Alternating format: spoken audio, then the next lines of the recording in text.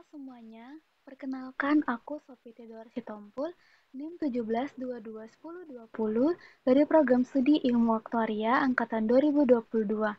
Saat ini saya akan menjelaskan tentang mekanisme pasar future untuk memenuhi tugas mata kuliah pemodelan keuangan derivatif. Mungkin untuk yang pertama kali mendengar mekanisme pasar future terdengar sedikit ribet, tapi sebenarnya konsepnya cukup sederhana. Nah, di sini aku akan jelasin step by step-nya biar gampang untuk dipahami.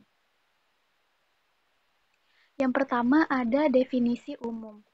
Pasar future merupakan tempat orang bikin janji transaksi untuk masa depan, tapi harganya sudah dikunci dari sekarang.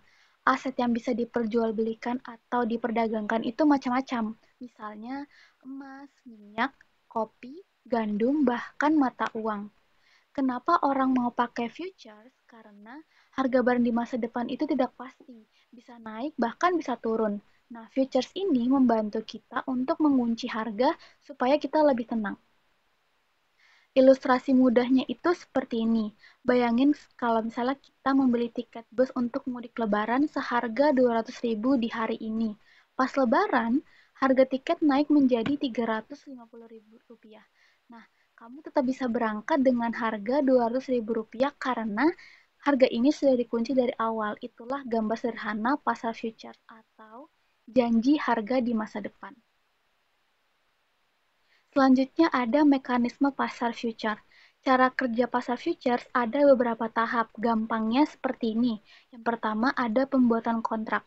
Dua pihak sepakat untuk menentukan barang, harga, dan juga tanggal jatuh tempo. Kontrak ini distandarisasi bursa supaya resmi dan juga seragam. Kemudian yang kedua adalah perdagangan di bursa. Transaksi dilakukan di tempat resmi atau bursa berjangka. Agar aman, terdapat clearing house yang menjadi petengah. Jadi, pembeli dan penjual nggak harus saling percaya 100% karena ada pihak ketiga yang menjamin, yaitu clearing house.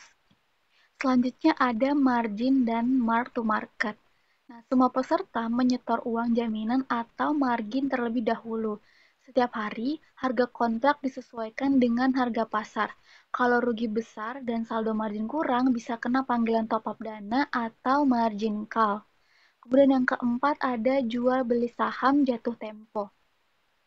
Untuk mekanisme yang ini tidak perlu menunggu kontraknya berakhir. Kalau dirasa sudah untung atau mendekati batas rugi, kontraknya bisa dijual lebih awal. Kemudian yang kelima adalah penyelesaian kontrak. Pada saat waktunya tiba, kontrak bisa selesai dengan dua cara. Yang pertama yaitu dengan barang fisik benar-benar dikirim atau cukup bayar selisih harga saja atau yang disebut dengan cash settlement. Selanjutnya adalah peran pasar future. Yang pertama, hedging atau lindung nilai.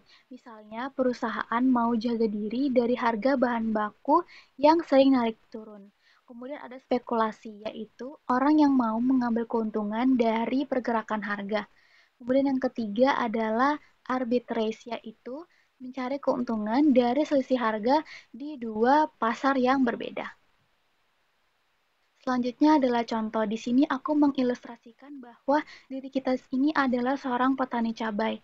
Nah, di sini kita khawatir 3 bulan lagi harga cabai akan turun. Jadi, sekarang kita bikin kontrak futures untuk menjual cabai seharga 40.000 rupiah per kilo. Kalau nanti harga beneran turun ke 30.000 rupiah, kita bakalan tetap aman karena sudah kunci harga di 40.000 rupiah. Tapi kalau semisal harga malah naik ke 50.000 rupiah, kita bakal kehilangan kesempatan untuk untung lebih besar.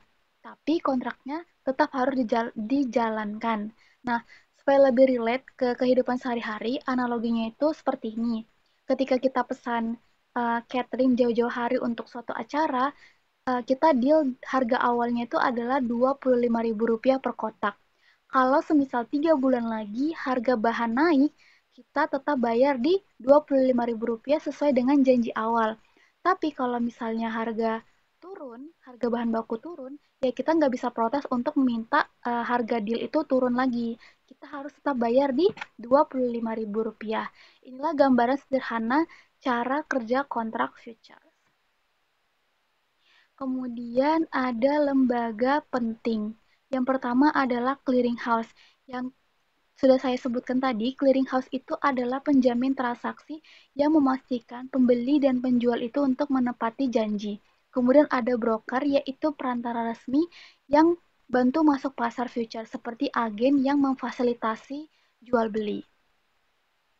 Selanjutnya adalah kontrak forward versus kontrak future. Kontrak forward itu merupakan kontrak jual beli privat yang dibuat langsung antara dua pihak.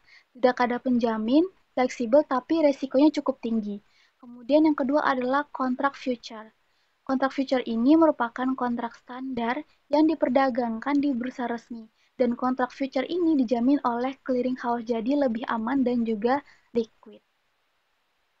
Nah, kesimpulan dari mekanisme futures ini adalah pasar future membantu orang untuk melindungi diri dari risiko fluktuasi harga di masa depan, sekaligus bisa menjadi tempat untuk mencari keuntungan melalui spekulasi.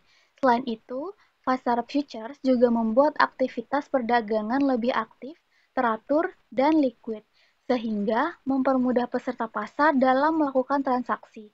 Sederhananya, futures itu seperti kita sudah membuat janji harga sekarang untuk digunakan atau diperdagangkan di masa depan, sehingga kita bisa lebih tenang untuk menghadapi perubahan harga yang akan datang di masa depan. Mungkin itu saja penjelasan saya mengenai penjelasan tentang mekanisme pasar future. Semoga penjelasan yang sudah saya berikan ini dapat membuat teman-teman sekalian mengerti dan memahami dari mekanisme pasar future. Sekian dari saya, terima kasih.